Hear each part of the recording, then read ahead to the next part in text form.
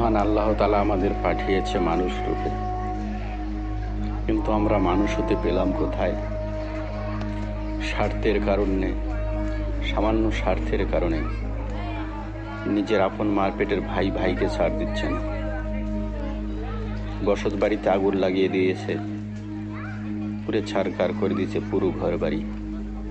আসলে কি আমরা মানুষ?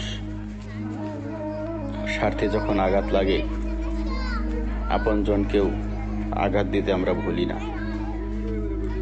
এখন এই ছোট ছোট বাচ্চা কাচ্চা নিয়ে লোকগুলো থাকবে কোথায়? কিভাবে তাদের দিনকাল যাবে? একটা বারও কি আমাদের চিন্তা করা উচিত ছিল না? আমরা মানুষ হতে পারলাম না। কবির কথায় বলতে হয়, রেখেছ বাঙালি করে মানুষ করনি। সবকিছু ধ্বংস হয়ে গেল চোখের সামনে।